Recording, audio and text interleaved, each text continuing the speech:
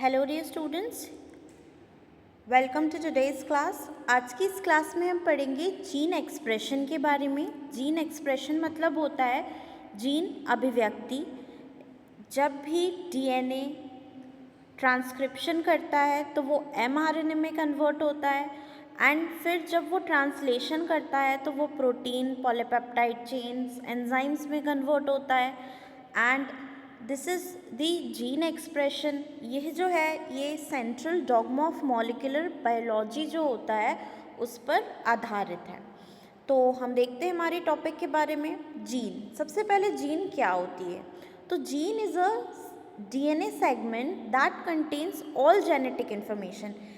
एक डीएनए का ऐसा सेगमेंट जिसमें बहुत सारी जेनेटिक इन्फॉर्मेशन क्या होती है, स्टोर्ड होती है, required to encode RNA and protein molecule. और ये जीन क्या करती है, आरएनए को और प्रोटीन मॉलिक्यूल्स को इनकोड करती है। ठीक है, फिर अगर हम बात करें जीनोम की, तो जीनोम जो होता है it is a complete set of jeans of a given species. मतलब एक टाइप की स्पीशीज़ का जीन्स का जो कंप्लीट सेट होता है उसे हम जीनोम कहते हैं।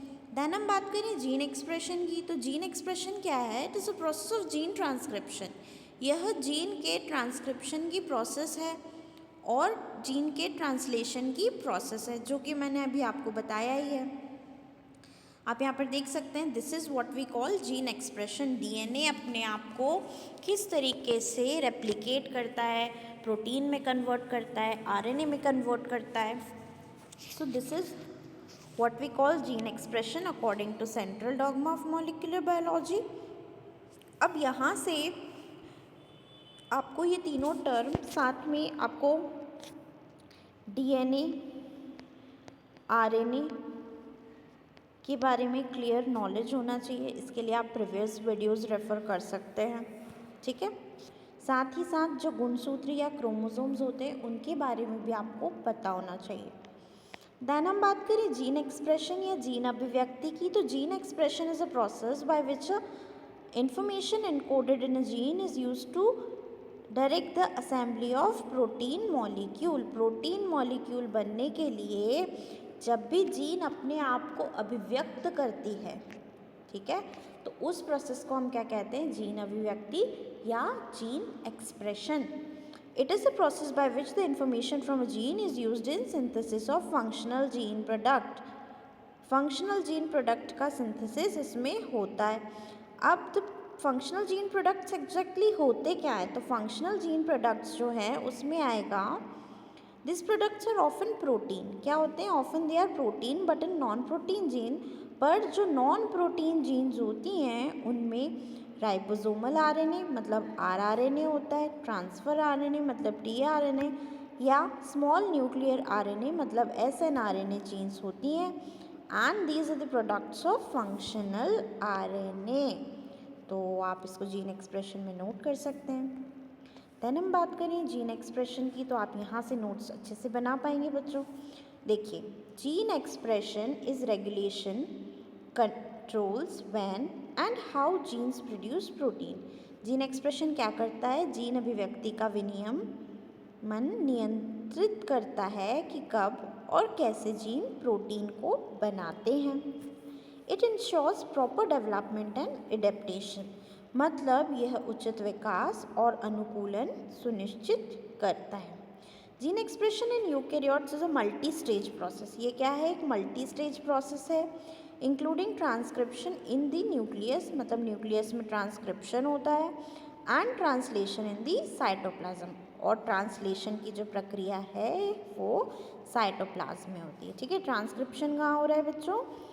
न्यूक्लियस जो है, मतलब हमारा जो केंद्रक है उसके अंदर ट्रांसक्रिप्शन हो रहा है, और जो ट्रांसलेशन है वो हमारा साइटोप्लाज्म मतलब कोशिका द्रव्य के अंदर हो रहा है। सो जीन एक्सप्रेशन इन यूकेरियोट्स जो है वो मल्टी स्टेज प्रोसेस है, मतलब बहुत अलग अलग लेवल्स होते हैं, including the transcription in the nucleus. जैसा कि मैंने आपको बताया ही अभी कि ट्रांसक्रिप्शन कहाँ होता है बच्चों? न्यूक्लियस में होता है, और ट्रांसलेशन साइटोप्लाज्म में होता है। It is regulated at multiple levels. अलग अलग लेवल्स पर ये रेगुलेट होता है सच एज एपिजेनेटिक्स लेवल पर, ट्रांसक्रिप्शन फैक्टर्स पर, पोस्ट ट्रांसक्रिप्शन प्रोसेसिंग पर, है ना। This complex regulation allows for different cell types, अलग अलग सेल टाइप्स के लिए ये अलाउड होता है, एंड डेवलपमेंटल एडेप्टेशंस और डेवलपमेंटल एडेप्टेशंस पर भी ये आधारित होता है। By controlling the accessibility of DNA and the modification of RNA transcript, unlike simpler regulation in prokaryotes. Prokaryotes में simpler regulation पर ये भी depend करता है। फिर आप देखें भाई levels of regulation क्या क्या हैं, तो occurs at होता है, कहाँ कहाँ होता है, transcriptional level, post transcriptional level, translational level and post translational stages पर। विनियमन ट्रांसक्रिप्शनल, पोस्ट ट्रांसक्रिप्शनल, ट्रांसलेशनल और पोस्ट ट्रांसलेशनल स्तरों पर ये होता है। फिर हम बात करें कि stages of eukaryotic gene expression, मतलब इसमें क्या क्या स्टेजेस आती हैं। तो सबसे पहले हम देखें भाई ट्रांसक्रिप्शन होता है, फिर आरएनए की प्रोसेसिंग होती है ना, आरएनए का एक्सपोर्ट होता है और ट्रांसलेशन होता है। तो ये जो है these are the important stages of eukaryotic gene expression. Eukaryotes में जीन अभिव्यक्ति की यह मुख्य स्टेप्स हैं। ट्रांसक्रिप्शन की अगर हम बात करें तो ये केंद्रक के अंदर होता है। कहाँ पर होता है ये? केंद्रक के अंदर होता है, न्यूक्लियस में होता है, जहाँ पर आरएनए पॉलीमरेज नामक एंजाइम काम करती है, एडेड बाय ट्रांसक्रिप्शन फैक्टर की हेल्प से, ठीक है। It creates pre mRNA and copy from a DNA template, और यह प्री एमआरएनए का निर्माण करती है। सबसे पहले हमने जब देखा था डीएनए से एमआरएनए बन रहा है, तो उसी प्रोसेस को हम क्या कह रहे हैं बच्चों? ट्रांसक्रिप्शन, ठीक है। देन फिर क्या होता है? आरएनए प्रोसेसिंग होती है, मतलब एमआरएनए जो होता है उसका मॉडिफिकेशन हो जाता है न्यूक्लियस के अंदर, एंड स्प्लाइसिंग होती है जिससे कि इंट्रॉन्स निकल जाते हैं, कैपिंग होती है, पॉली एडिनलेशन होता है ना, जिससे कि यहाँ पर एमआरएनए तैयार होता है जो कि मैच्योर होता है, ठीक है। क्या तैयार होता है? Mature mRNA. देन हम आरएनए एक्सपोर्ट की बात करें तो the mature mRNA is transported from the nucleus to the cytoplasm, केंद्रक से साइटोप्लाज्म में वो ट्रांसफ़र हो जाता है। ट्रांसलेशन की अगर हम बात करें तो ribosomes in the cytoplasm read the mRNA sequence को रीड करता है। क्यों रीड करता है? टू सिंथेसाइज अ प्रोटीन को सिंथेसाइज करने के लिए। देन अब आगे देखें यहाँ पर की रेगुलेटरी मैकेनिज्म इसमें क्या क्या है, तो इसमें जो है वो मैकेनिज्म आप समझ लीजिए, एपिजेनेटिक रेगुलेशन होता है, ठीक है। फिर ट्रांसक्रिप्शन का कंट्रोल करना पड़ता है, पोस्ट ट्रांसक्रिप्शनल जो रेगुलेशन होता है वो करना पड़ता है, कुछ ज़्यादा नहीं जुड़ जाए, और आरएनए इंटरफेरेंस जो है RNAi, इसके बारे में तो क्वेश्चन ज़रूर आता है कि व्हाट इज़ RNAi, तो इसे ज़रा ध्यान से देख लें। स्मॉल रेगुलेटरी RNAs, ये क्या होते हैं? Small regulatory RNAs can target and degrade specific mRNA molecules, specific mRNA molecule को ये टारगेट करते हैं और डिग्रेड कर सकते हैं, preventing them from being translated into protein, और वह उनको प्रोटीन में बनने से रोक देते हैं। मतलब जो mRNA है वो प्रोटीन नहीं बन पाएगा प्रॉपरली मैच्योर होके, कहीं ना कहीं उसकी जो प्रोसेस है वो प्रोसेस हिंडर हो जाएगी, ठीक है बच्चों। तो फिर ये जो है हमारा यहाँ से क्लियर हो जाएगा कि ये टॉपिक क्या है। अब हम ज़रा देखें कि जीन अभिव्यक्ति क्या होती है। तो यहाँ पर आप देख सकते हैं, ये ज़रा डायग्राम पे फोकस करिए, देखिए यहाँ पर आपको डीएनए दिखाई दे रहा है, इसमें मिथाइलेशन हो रहा है, सोमैटिक म्यूटेशंस दिखाई दे रहे हैं, ठीक है। टीलोमियर की लेंथ पर डिपेंड करता है, डीएनए की एक्सेसिबिलिटी कैसी है, मतलब हिस्टोन प्रोटीन्स कैसे कैसे ओपन हो रहे हैं, ठीक है। तो इसमें मॉडिफिकेशन, पॉलीएडिनिलेशन, कैपिंग, ये सारी चीज़ें क्या होती हैं हमें देखने को मिलती है। फिर हम यहाँ बात करें ट्रांसक्रिप्शन की, फिर हम ट्रांसलेशन की बात करें तो यहाँ पर एलील स्पेसिफिक एक्सप्रेशन है, आरएनए मिथाइलेशन है और फिर प्रोटीन का क्या है, क्वांटिफिकेशन है।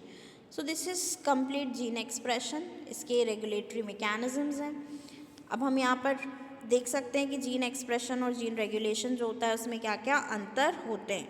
तो the process by which the instruction in our DNA are converted into functional product, instruction को किस में कन्वर्ट करते हैं, फंक्शनल प्रोडक्ट में कन्वर्ट करते हैं, जैसे कि प्रोटीन, तो प्रोटीन बन रहा है भाई इसमें। जीन रेगुलेशन की बात करें तो number of mechanism, the process involve in turning genes on off to ensure the appropriate expression of gene, gene के एक्सप्रेशन को जो हैंडल करता है वो होता है जीन रेगुलेशन। ये जो है एक्सप्रेशन ये 2 स्टेप की है, ट्रांसक्रिप्शन और ट्रांसलेशन। लेकिन जो जीन रेगुलेशन है तो ट्रांसक्रिप्शन ट्रांसलेशन तो नॉर्मल बात हो गई उसके लिए, इसमें क्या होता है, post transcriptional modification, post translational modification, अलग अलग लेवल पर ट्रांसक्रिप्शन ट्रांसलेशन की जो प्रक्रियाएं हो रही हैं ना उनको कैसे रेगुलेट किया जा रहा है यहाँ पर ये मैटर करता है। देन इसमें स्ट्रक्चरल एलिमेंट्स होते हैं जैसे कि इंट्रॉन्स और एक्सॉन्स। मैंने आपको सिखाया है कि इंट्रॉन्स जो होते हैं वो नॉन कोडिंग होते हैं और जो एक्सॉन्स होते हैं वो कोडिंग होते हैं, है ना। कोडिंग और नॉन कोडिंग रीजन्स होते हैं ये जीन्स पर। इसमें जो स्ट्रक्चरल एलिमेंट्स हैं वो हैं transcription, initiation site, promoter, enhancer, silencers, ठीक है। फिर these are responsible for synthesis of gene product, ये जीन प्रोडक्ट के सिंथेसिस के लिए रिस्पॉन्सिबल हैं। And these are responsible for controlling the amount and the type of gene products, ये gene के प्रोडक्ट के अमाउंट को कंट्रोल और रेगुलेट करते हैं। तो इनका ये मुख्य अंतर है, ये सभी को पता होना चाहिए। So that's all for today. Thank you for being with me. Have a good day.